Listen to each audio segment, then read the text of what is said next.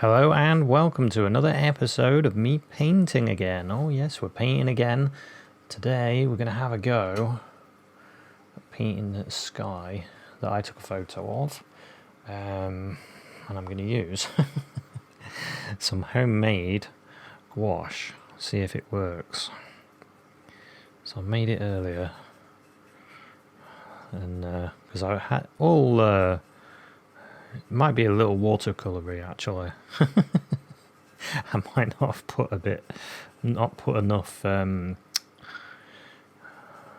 chalk in it, so it might be a bit more like a watercolor than a gouache. But we'll try it out because it was just an experiment, and I didn't mind it being more like a watercolor anyway, or closer to a watercolor because I can use white to opaque it up anyway.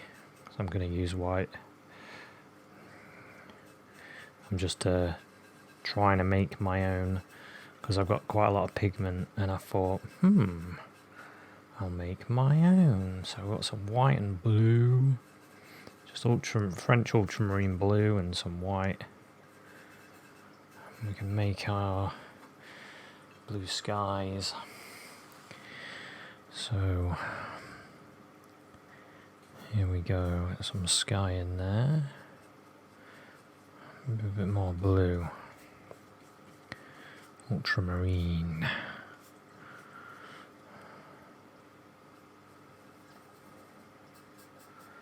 In the horizon area, it's a little bit lighter blue. So we'll put some more white in it. And then we'll develop it further as we go. It's quite nice. Yeah, I actually used a spoon. You know how people use glass mullers to mull the paint? I actually used a spoon instead. I was using it to put the pigment out, and I found I could crush the pigment with it quite well. So I'm just aiming for the blues to start with. We've got a big cloud here.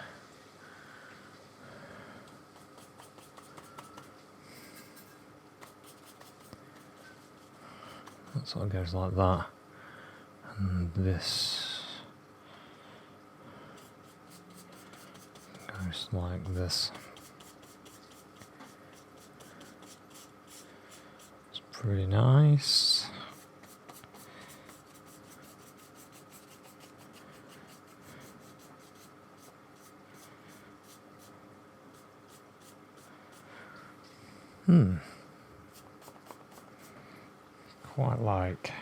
Quite like that. Nice blues. Well, as that dries, we can start working down here. There isn't really that much land in this one. It's mostly sky. Now I'm going to do my darker bit. Some of the blue and the brown.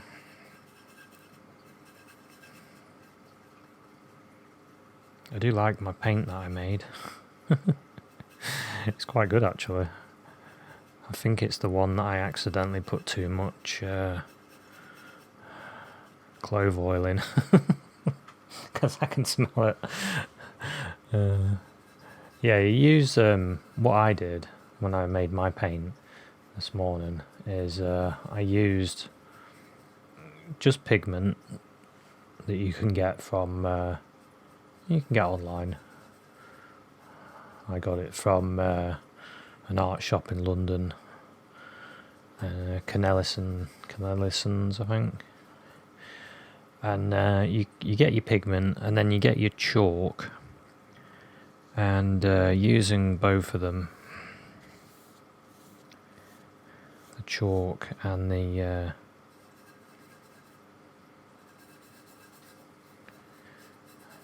the pigment as your like sand and cement.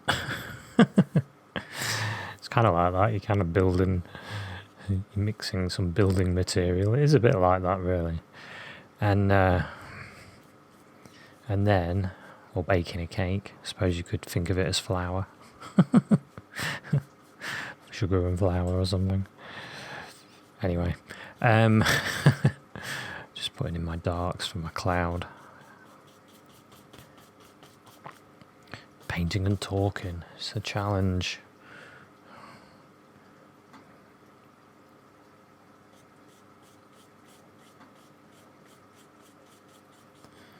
There we go, and some dark in here as well. Yeah, so you get your pigment and you put it in a pile, you put your chalk in. You want to estimate the chalk.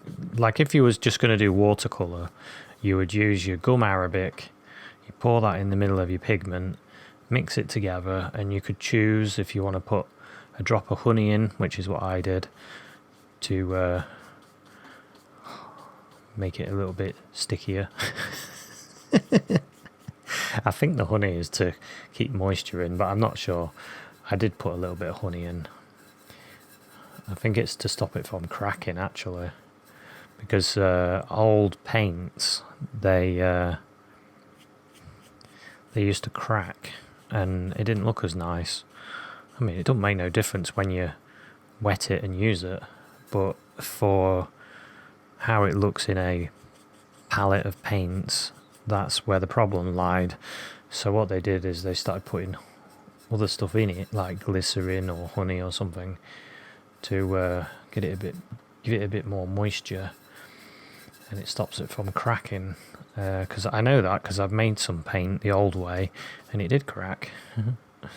So yeah, you put your pigment in a pile, chuck your chalk in, calcium carbonate that is, if you're looking for some, and then what you do is you use gum arabic and some water.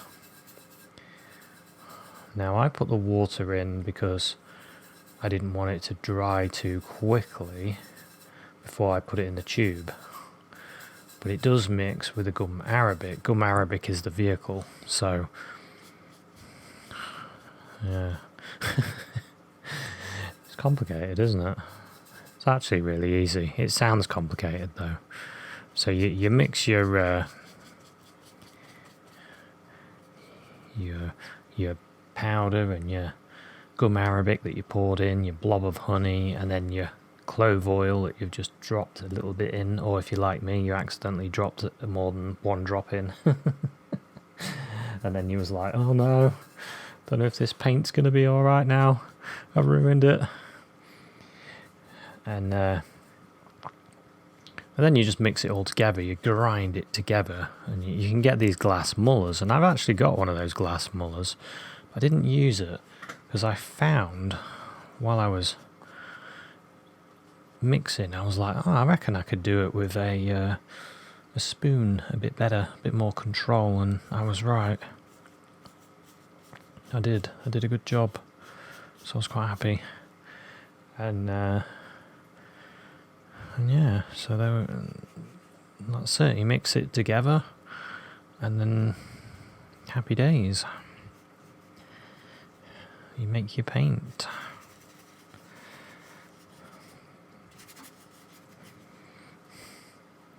So I need a bit of blue in that gap. I don't have to do exactly the same as the picture. I'm using it as just a guide, really. I do that a lot. It's good to have something up just for your own mind. So the mind can see what's real. But it'll be interesting to see how this paint dries, if it dries. Oh, it's drying. That's alright then. So the extra 20 drops of clove oil I accidentally put in has not made much of a difference. Then that is good, because I was worried about that. I was worried.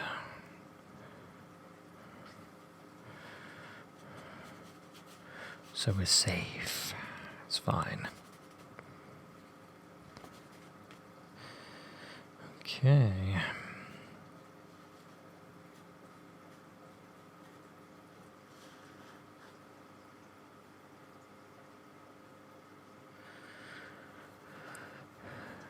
yeah, there's quite a lot of videos online about paint making, so have a look on YouTube, search a few out. There's some good books out there on it as well.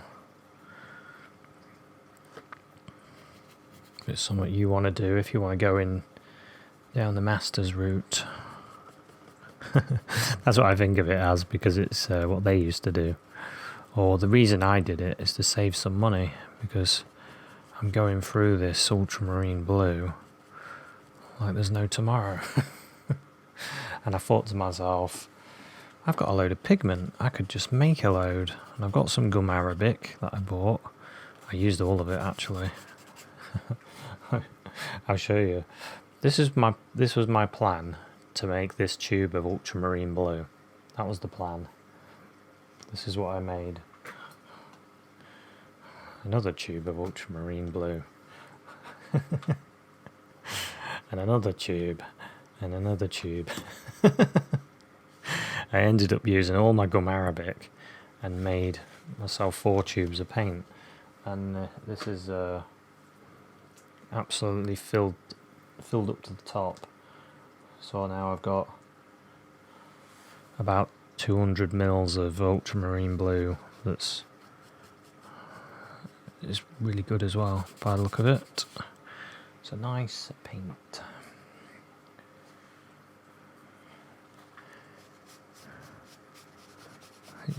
I've made myself really artist quality gouache. So I'm happy with that. The sky's looking pretty good. Now we need, I might as well put my, actually it's got a bit of a blue hint in the lower part, so I might get some really thin, where's the palette, really thin blue.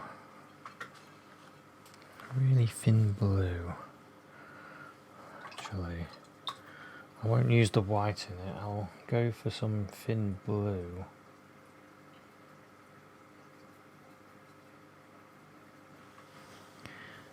So look at that. No, it does need the white in it.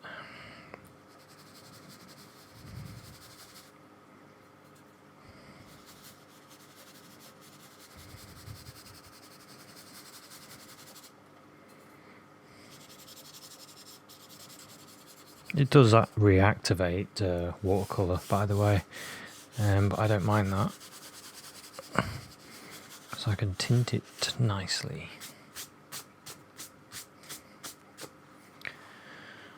Okay, that's giving us a nice look. Quite happy with that actually. I might, just so I know what I'm doing, put some green in the bottom part.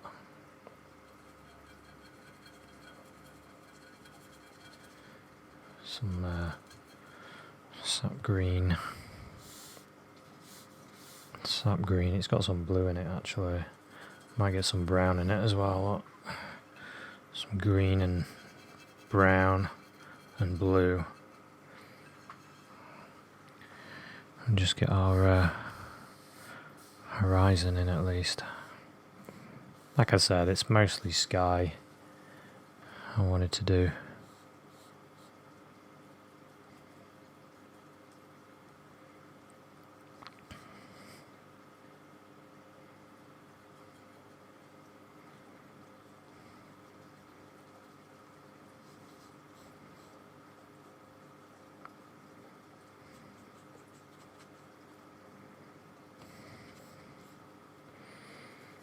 Okay.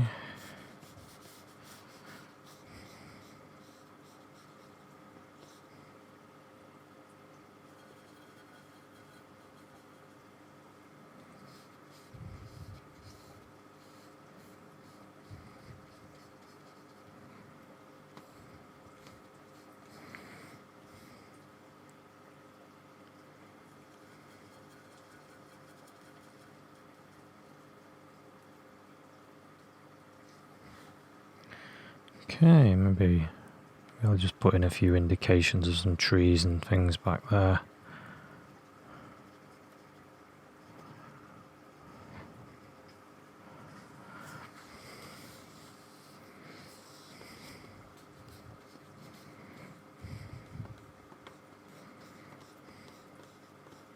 This is actually all farmland down here. Get some of the burnt umber. The old field put in.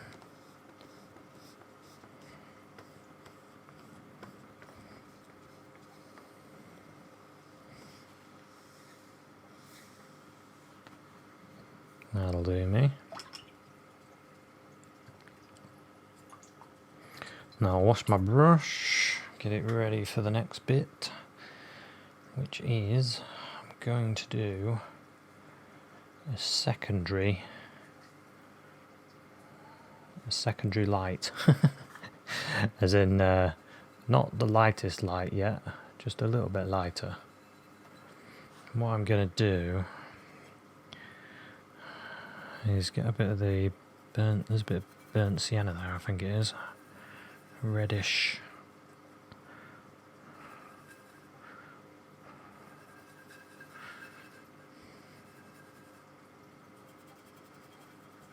Bit of blue, bit of that reddish colour. So it's quite cool. But I think I quite like it. Let's have a look how it looks. Yeah. It's got that. It's got a nice look to it. I like that. So we'll use that and we'll create our cloud shapes. There's a bit more light coming this way, so we'll develop that.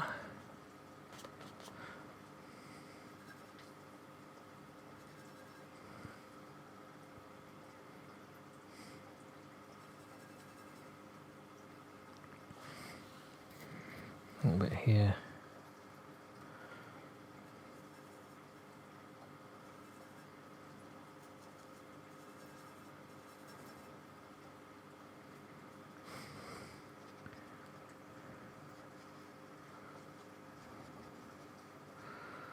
Looking at my reference as well as I really wanted to paint this sky actually that I saw earlier, but I was driving and I didn't I didn't get a chance. There's nowhere to pull over or anything, which was a shame, but never mind. I've got quite a lot of pictures of skies. Loads of them actually. They're an enjoyable thing to paint, and if you're wondering about painting a nice fancy sky for your next landscape, a good way of practicing is to do paintings of mostly sky, and then like I'm doing, and then you get better and better, and then you can start inventing skies as well.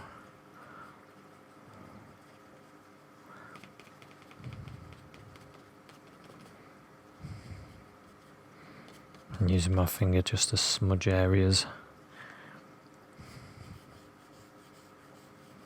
Using the brush.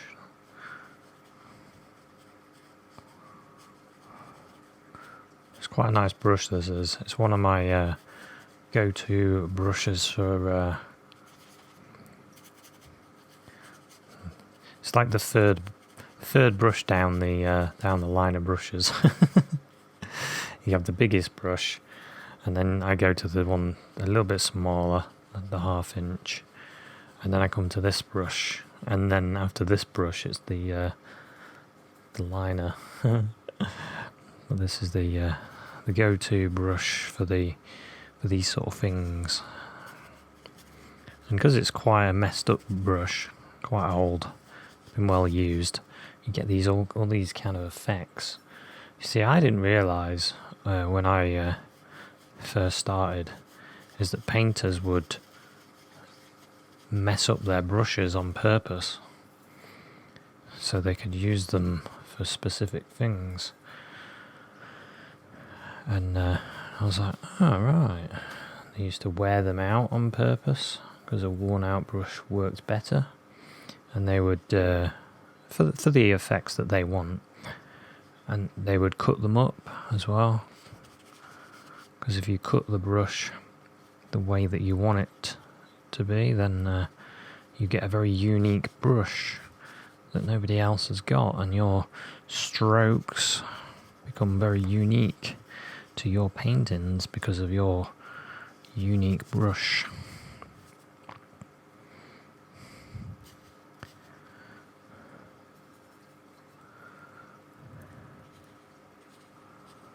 Yeah, get some more light along there. Some light here. So I'm picking a bit more white in my colour and slowly building up. Slowly building these colours up.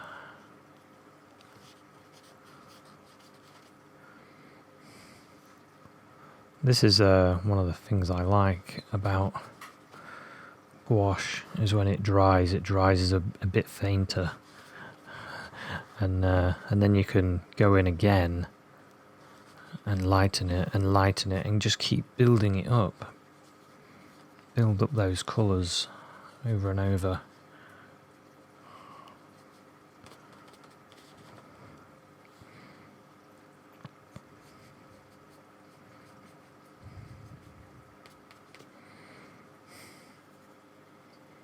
Pick out your lights that you want.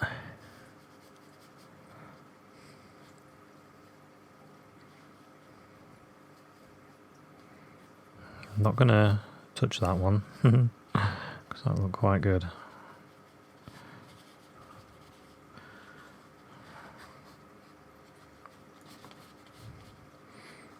This is something that I would normally forget, is I can see light underneath.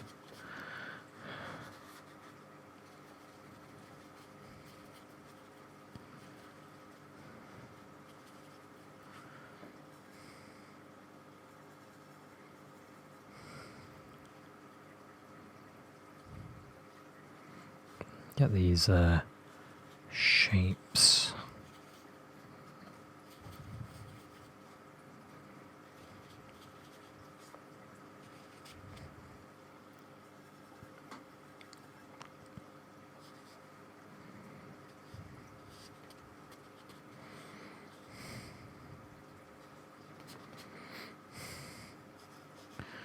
Get all these marks. There's quite a lot of light on this.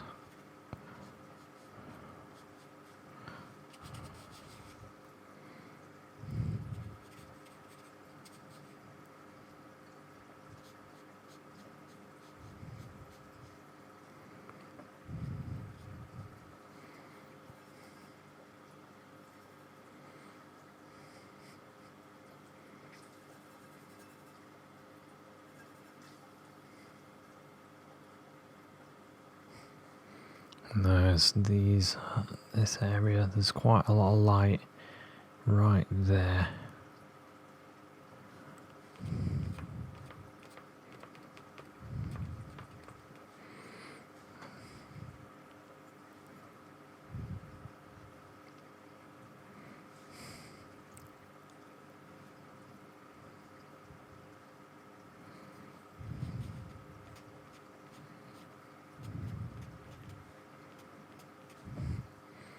Just catching those areas.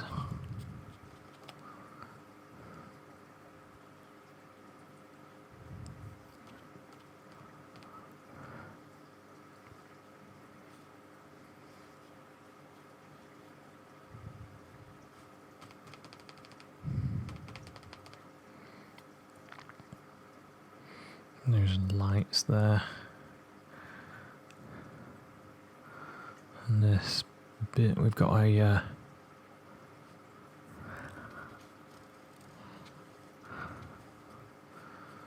Bit of a shape there. There's a bit of a shape on the top. You can just put a little bit of paint on and then smudge it to get that shape.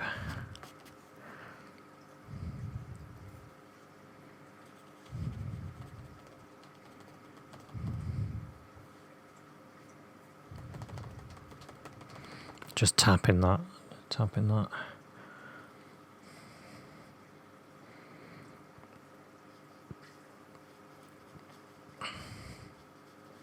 There's quite a lot of light there.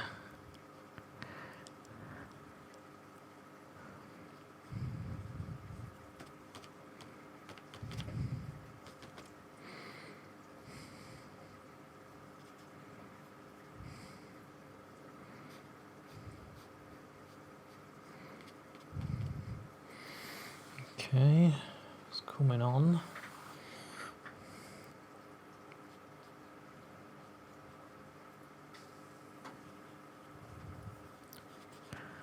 Sort of aiming for that bit where the light and dark meet, and I use my finger to change that. Missed this bit out, I forgot that bit there.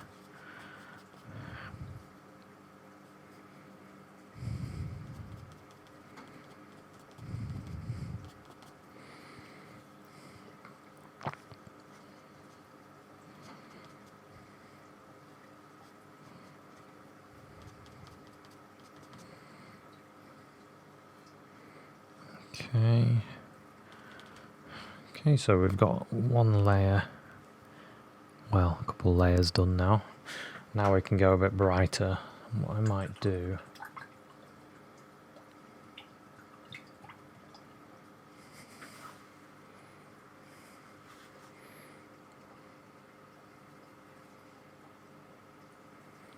yeah, I'm going to get some more white into our mix.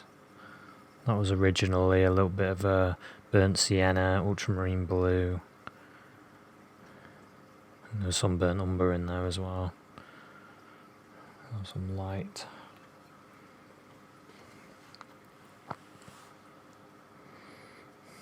So I'm looking for these lightest areas now.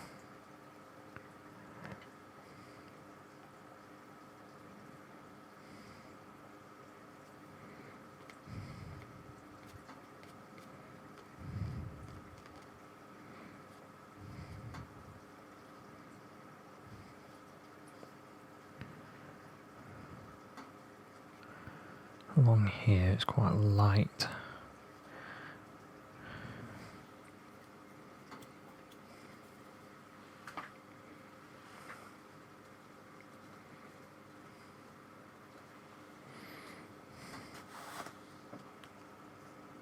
I still want to blend it out a little bit.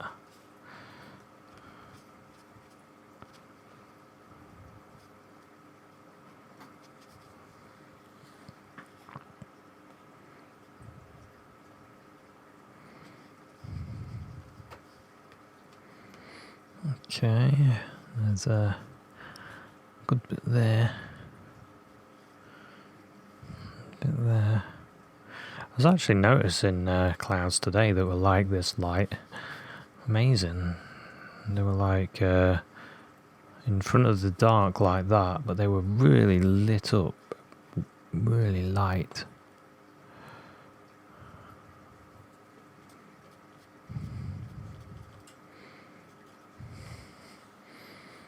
Okay, some light air there.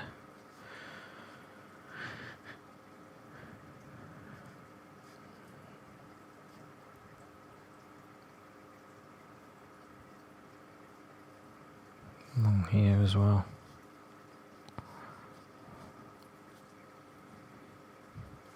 The cloud that I saw earlier, it had a huge white, like really light zone that sort of swooped, and I was looking at that thinking, whoa, that would be a good one to paint. So I just have to use my memory in the way it was and mix it with this one.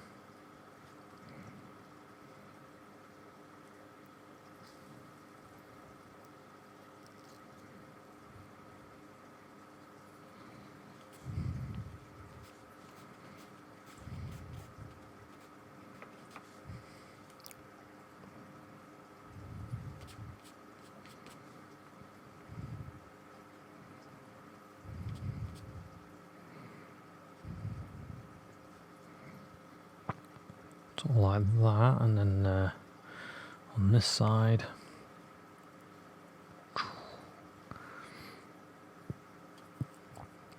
nice brightness.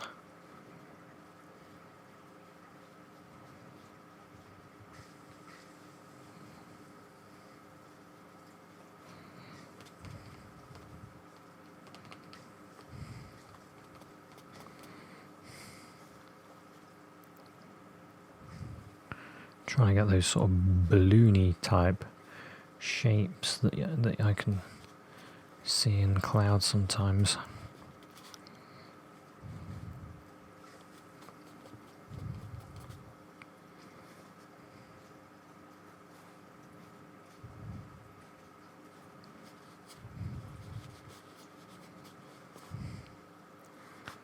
Okay.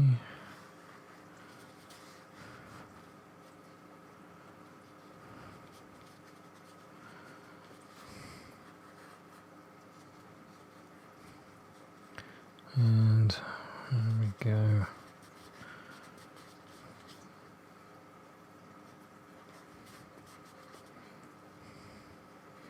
Some light along there. Looking at the hole there. There's a bit of light there as well. But it's not as bright, so that.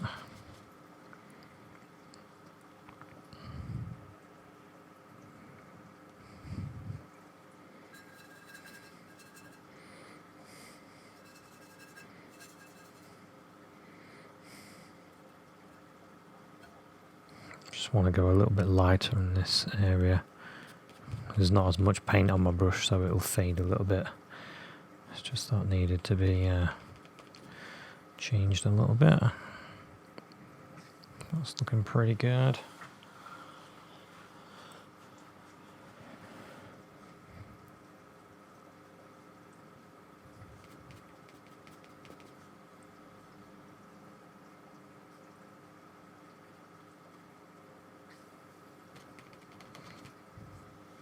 That's about right. This more should be there.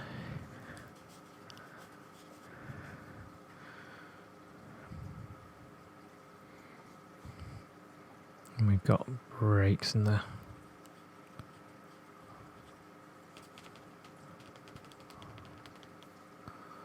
cloud there. Something like that.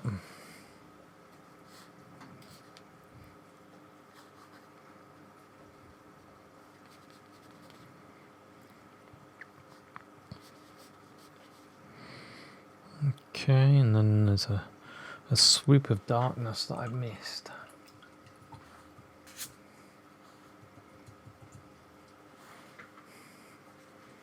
So we'll get some more of that ultramarine blue in with a grey, sort of a greyish. There's a swoop of dark, sort of goes like that.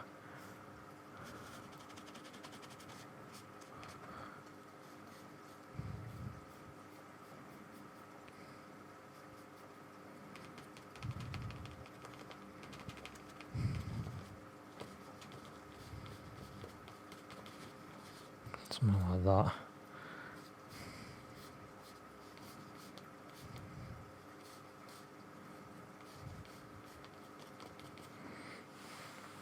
Yeah.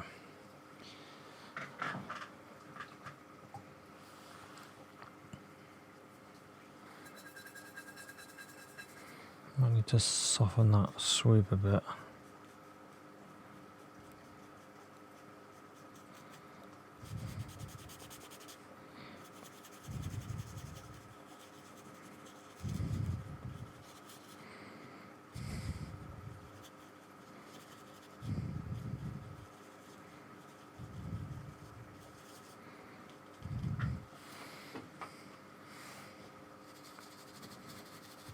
Just blend those areas a little bit. That's definitely better.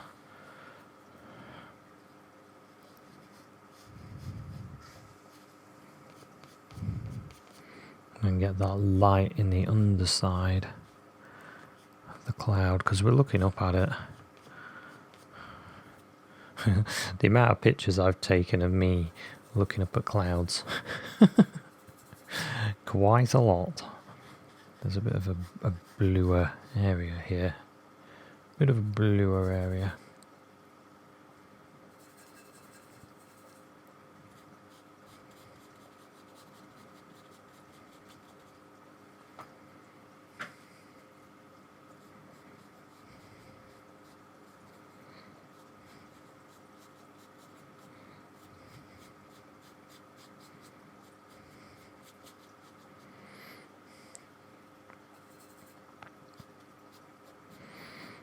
Okay, there we go.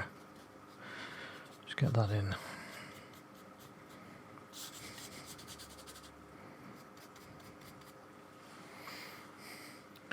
Okay, I think that'll do for the sky. I think we're there. There should be a slight... can see a slight change in this. Should be there. Slightly lighter.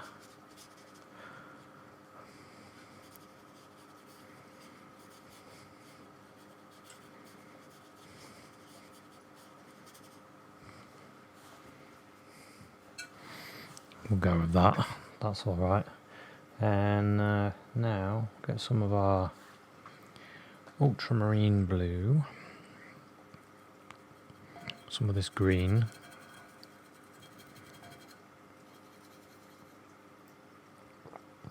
green and blue and brown, green, blue and brown.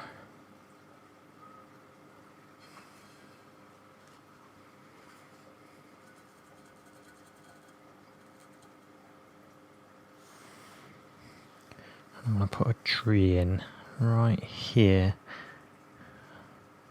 because there is there's three actually, there's three big trees that are growing there.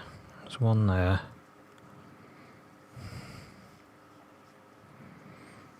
there's one here,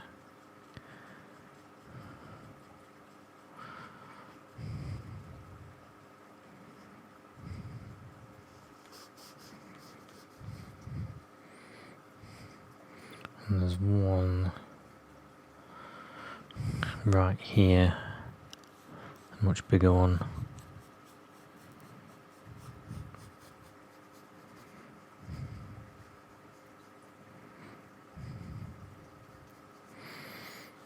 Okay, and then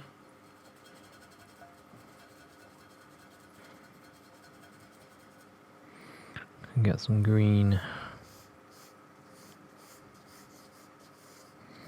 Put that in here.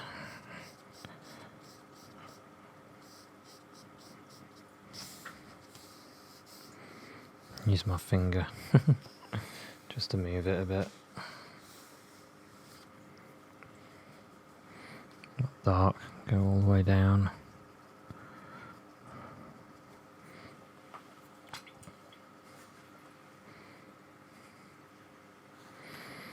And get some of that burnt umber in there again in the soil.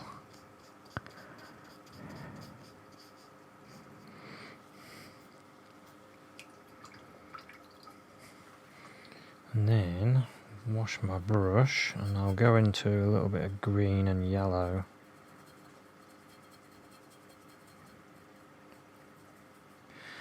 Just green and yellow, and I can lighten this up here.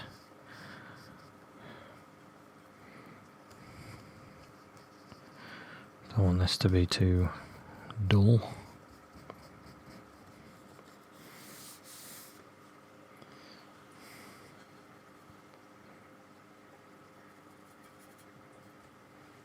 I can throw in a little bit of the yellow, the other yellow, just grabbing a bit of that. Not too much, just want a little bit of a highlight on some of this. Not much. It's actually quite dark anyway.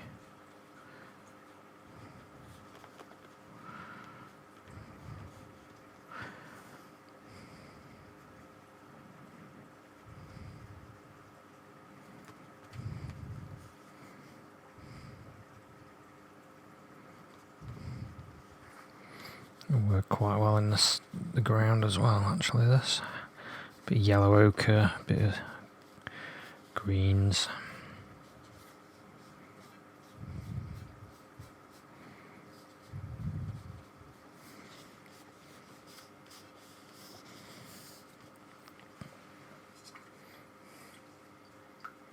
But yeah, something like that. There we have a typical English sky. That's the sort of things I see. Don't get many mountains, unfortunately. The only place that I know of where you get some decent mountains, actual mountains, is the Lake District. Other than that, we have lots of this.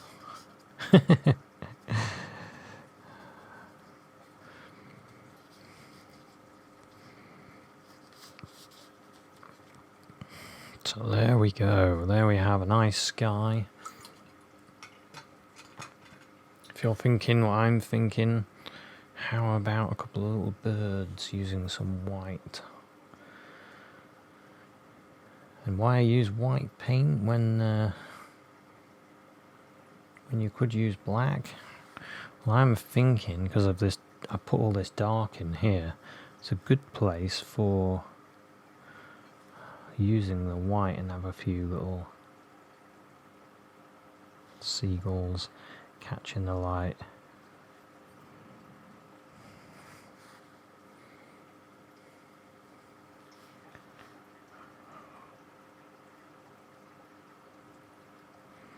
Got a few there, 3. Maybe another one there. One there. Got a few.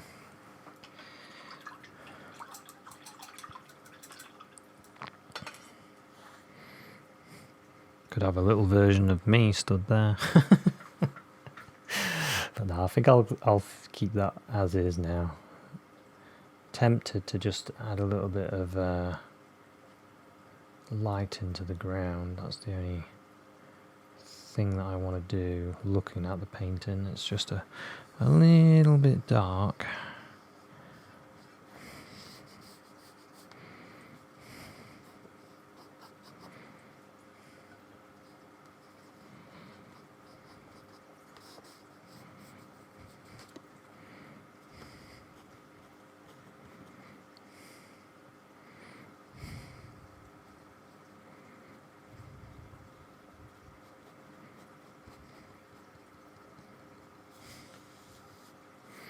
A bit of yellow there, just to lighten that up. See a bit of yellow, and it's just a bit dark, isn't it?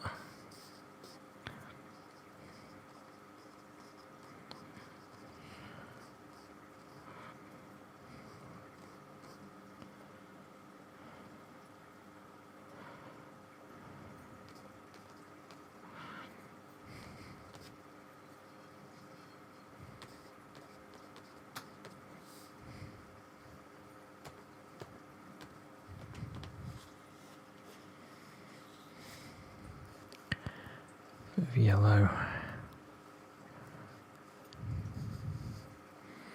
Okay, there we go. That's all I need to do. Quite happy with that now. That's exactly what I wanted to do. A nice, relaxing sky with a few trees.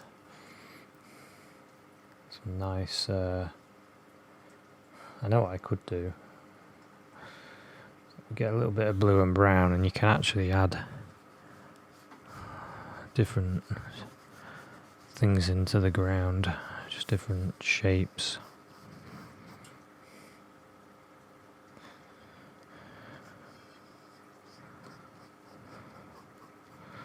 Just changes it. I have done. I've sat in the fields once, and I did all kinds of different browns.